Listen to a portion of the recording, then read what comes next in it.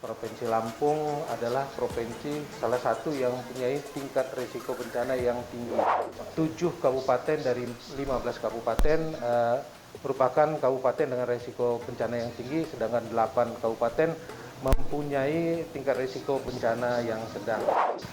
BNPB ini tetap konsisten mendorong untuk sinergitas kolaborasi Pantai Helik menuju lambung tangguh bencana.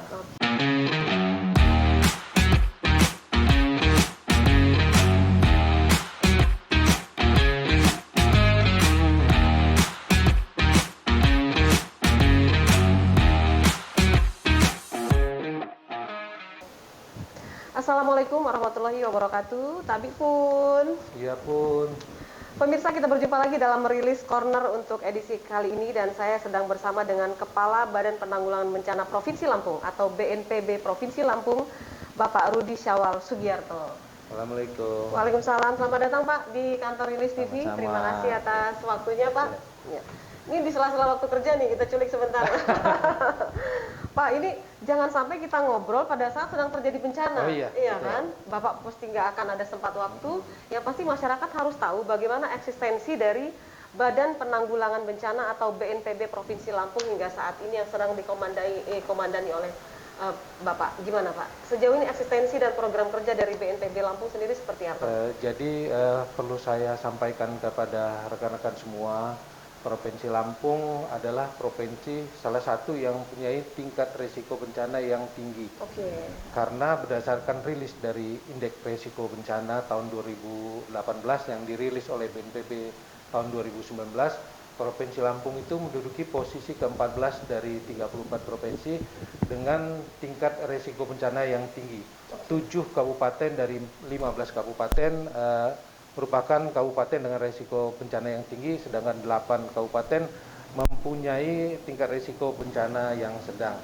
Saat ini di Provinsi Lampung memang tidak ada kabupaten atau kota yang mempunyai tingkat risiko bencana yang rendah atau yang rendah ya. Atau ringan gitu ya? Iya, betul.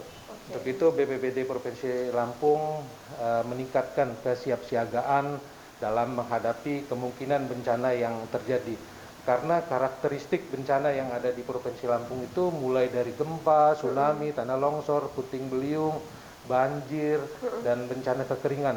Yang hampir setiap bulan itu terjadi adalah bencana banjir dan puting beliung di beberapa wilayah kabupaten kota.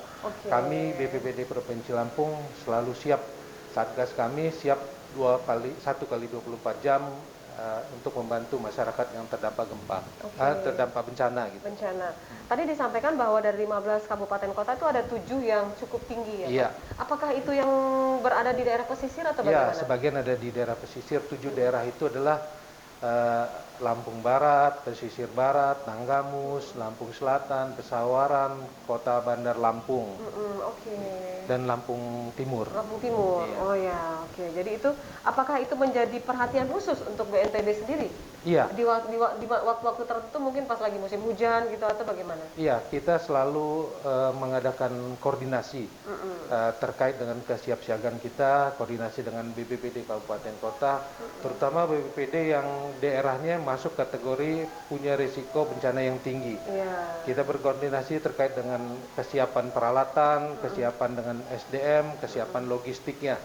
Ketika kita memang membutuhkan bantuan logistik di BPBD setempat kekurangan, minta ke BPBD provinsi. Ketika kita juga tidak mencukupi, kita meminta ke BNPB untuk kaitan dengan logistik dan peralatan untuk persiapan kesiapsiagaan bencana. Gitu. Oke, baik. Jadi nggak ada tidurnya sebenarnya kalau BNPB ini ya Pak ya, karena bencana bisa terjadi kapan aja kan, nggak bisa diduga-duga ya. Bencana memang datang tidak pernah kita tahu, tapi kita bisa memprediksi melalui BMKG kapan itu akan terjadi cuaca ekstrim. Jadi kita selalu menyebarluaskan informasi terkait dengan misalnya cuaca ekstrim, informasi dari BMKG, informasi dari BNPB terkait dengan potensi-potensi cuaca ekstrim gitu, supaya masyarakat bisa lebih siap lagi dalam menghadapi kemungkinan terjadinya bencana. kan kita butuh personil nih Pak ya. Iya. Kita dengar ada namanya forum relawan atau rescue relawan atau apa gitu Iya. di BNPB ini. Seperti apa ini Pak? Berapa jumlahnya, perekrutannya seperti apa, dan hari-hari mereka diisi dengan apa ketika tidak ada bencana? Jadi saya luruskan ya, untuk saat ini memang sedang dalam tahap pembentukan ya. Oh, sedang dalam Forum tahap pembentukan. penanggulangan bencana dan forum penanggulangan risiko bencana. Oke. Kalau forum pengurangan risiko bencana itu misalnya kita bekerja sama menghimpun dari institusi-institusi misalnya kayak TNI Polri, dari Dinas Sosial, dari PMI. Kalau yang forum penanggulangan bencana itu ya relawan rescue perorangan. Ketika sedang tidak terjadi bencana, mereka itu ikut aktif dalam pelatihan-pelatihan terkait dengan kesiapan Satgas kita dalam menghadapi kemungkinan-kemungkinan bencana yang akan terjadi. Gitu. Oke, jadi itu pelatihan itu selalu dilakukan ya. Iya. Ketika nanti terjadi bencana mereka sudah siap turun gitu. Dan kalau Satgas kita itu punya kriteria, punya keterampilan masing-masing. Ada yang memang punya kemampuan tentang SAR ketinggian, SAR laut, SAR darat, ya itu kita himpun semuanya menjadi potensi dalam menghimpun stakeholder yang ada untuk bersama kita menghadapi kemungkinan bencana yang akan terjadi. Ya. Oke. Kalau sejauh ini Pak, yang menjadi mitra dari BNPB sendiri itu siapa saja Pak? Oh, mitra kita itu banyak Mbak. Banyak, ya secara kelembagaan itu mitra kita adalah TNI Polri, Dinas Sosial, Tagana, Pramuka. Dari perorangan ya seperti forum relawan rescue, ada banyak lagi lah Mbak. Dan itu selalu berkoordinasi? Iya, nanti kita rencanakan pelegalannya itu dihimpun, mungkin kita akan melaksanakan peresmian forum pengurangan risiko bencana dan forum penanggulangan bencana itu sekitar bulan November. Oke, Ya. jadi sudah ada programnya. Iya, nanti Sebenarnya, poskonya juga di BPBD provinsi gitu. Oke. Mungkin agak mundur sedikit Pak, secara keseluruhan tugas dan fungsi dari BNPB ini sebenarnya ada berapa Pak? Ya, fungsi-fungsi kita itu ada pada setiap tahapan. Oke. Ada tahapan pra bencana, ada tahapan tanggap darurat, dan ada tahapan pada saat pasca bencana. Pasca bencana. Iya. Oke. Jadi itu ya. Iya. Itu yang memang harus disiapkan. Iya. Penanggulangan pada saat terjadi dan pasca terjadinya bencana. Dan koordinasi dengan kabupaten kota seperti apa Pak? Iya. Misal terjadi bencana di daerah Mesuji gitu. Iya. Mereka butuh segala perlengkapan dan lain-lain itu seperti apa? Kita di di BPBD provinsi itu punya pusat pengendalian dan operasi. Oke. Jadi ketika ada suatu bencana di suatu kabupaten itu akan langsung informasinya itu nyampe ke saya, ke BPBD provinsi.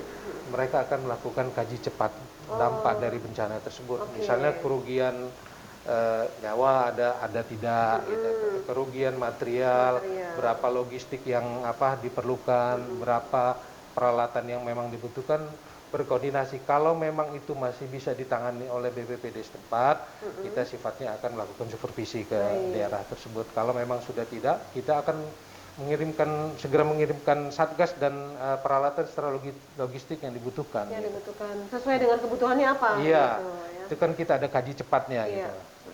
Kalau untuk akhir tahun biasanya itu yang langganan bencana terjadi apa ya Pak ya, kira-kira di Lampung ini daerah pesisir, mungkin apakah karena musim hujan? Iya, kalau musim hujan dan cuaca ekstrim, tanah longsor itu sepertinya makin masif terjadi sampai dengan akhir tahun ini. Sampai akhir tahun. Kita bekerja sama dengan PU Bina Marga ketika ada seperti kemarin di Kabupaten Tangamus ada jalan tertutup karena ada longsor. Nah, yang memiliki alat berat kan Dinas PU Bina Marga. Saya berkoordinasi dengan PU Bina Marga, alhamdulillah dengan cepat longsoran tanah itu bisa langsung dibersihkan. Ya. Jadi harus pasang mata, pasang telinga setiap saat ini untuk BNPB ini sebenarnya. Iya. Harus standby. Iya, kita call center kita dan Pusdalop kita terutama 24 jam 24 menerima segala informasi tentang kebencanaan. Dan kita juga bekerja sama dengan radio Rafi dan Orari. Iya. Rafi itu kan punya jaringan sampai tingkat desa. Jadi kejadian sampai tingkat desa itu cepat. Selama ini beberapa tahun terakhir ini personil dari Rafi itu berkantor di tempat kita gitu, Oh, untuk begitu ya. memantau kejadian bencana yang ada di daerah-daerah. Jadi kadang-kadang ada wilayah tertentu yang tidak terjangkau Iya, dengan sinyalnya. iya betul. Ponsel bisa dibantu dengan adanya alat komunikasi Iya. dari RAPI itu. Oke. Dan terus begini, ya saya juga dapat info tentang pentahelik. Ini apa ini, Iya. Pak?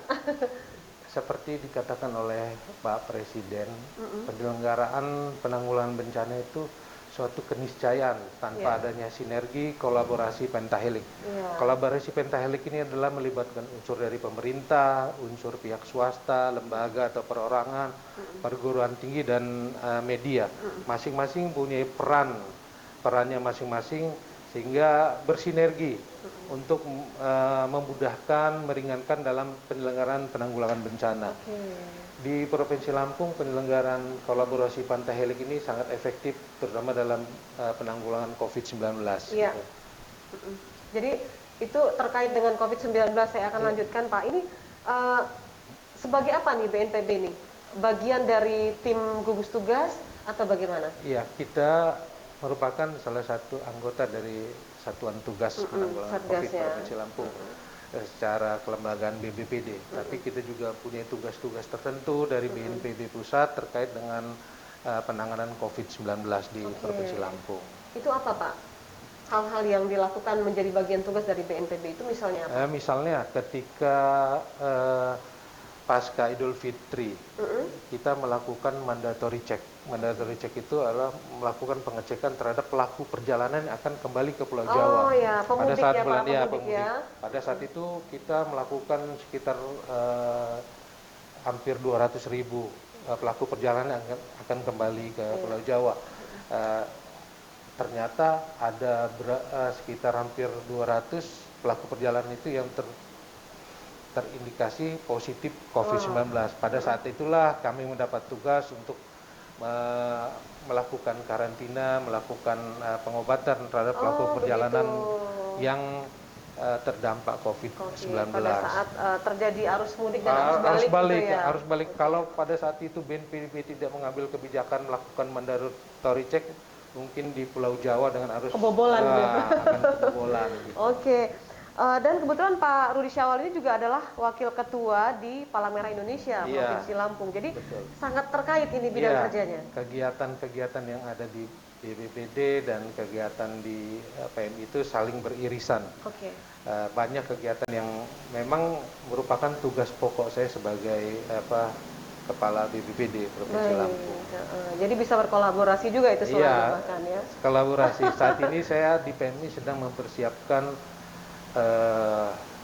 vaksin yang kemarin hari Sabtu di launching oleh Ibu Ketua di Kabupaten Prengsewu gitu. Untuk tingkat Provinsi Lampung rencananya kita tanggal 6 sampai tanggal 9 akan melakukan vaksinasi sebanyak 10.000 vaksin kepada masyarakat yang saat ini memang belum dapat kesempatan untuk divaksin. Karena apa, untuk percepatan vaksin bagi masyarakat Lampung gitu. Jadi itu bentuk kepedulian dari PMI dan bisa berkolaborasi juga dengan BNPB. Itu sangat beririsan sekali. Sangat beririsan sekali, nggak bisa dipecah, nggak bisa dipisah ini. Jadi pas banget berarti nih Pak Rudi juga menjabat sebagai Wakil Ketua di PMI. Baik Pak Rudi, sebagai closing statement, apa yang ingin Bapak sampaikan tentang eksistensi dan program kerja dari BNPB kepada pemirsa? Iya, BNPB ini tetap konsisten mendorong untuk sinergitas kolaborasi pentahelik menuju Lampung Tangguh Bencana. Oke. Menuju Lampung Tangguh Bencana. Sukses selalu Pak. Jadi Terima kasih. kembali jangan sampai saya mau ajak Bapak talk show ketika sedang terjadi bencana, pasti Bapak nggak punya waktu soalnya. Dan ini adalah pembelajaran atau menambah wawasan kepada masyarakat. Eksistensi dari BNPB ini seperti apa? Itulah bidang kerjanya ternyata ya. Jadi banyak mitra yang bergabung di situ, banyak orang para relawan yang membantu di situ, dan program kerjanya juga nggak bisa, ada yang tidak bisa diprogram ya Pak ya. Iya. Kalau dia terjadi bencana mendadak kan nggak bagian dari program itu kerja. Itulah kalau di BNPB itu sebenarnya ada namanya biaya tidak terduga. Jadi biaya yang dikeluarkan ketika sewaktu-waktu terjadi bencana. Justru itu lebih besar mungkin Pak. Iya sebenarnya seperti itu. Iya. Tapi kita berharap bagaimanapun juga bencana terjadi itu seminimalisir mungkin. Jadi apa yang bisa diantisipasi ya Pak ya. Walaupun ada langganan ini yang udah Bapak Iya, sampaikan tadi. betul. Baik, Pak Rudi Syawal terima kasih atas Rudi Syawal terima kasih atas Sama-sama. kebersamaannya dan waktunya. Sukses selalu Pak untuk BNPB. Terima kasih. Dan pemirsa, demikianlah Rilis Corner untuk episode kali ini bersama Kepala Badan Penanggulangan Bencana atau BNPB Provinsi Lampung, Bapak Rudi Syawal Sugiarto. Kita akan berjumpa lagi dalam episode berikutnya. Saya Novi Balga mewakili kerabat kerja yang tugas undur diri. Sampai jumpa dan wassalamualaikum warahmatullahi wabarakatuh.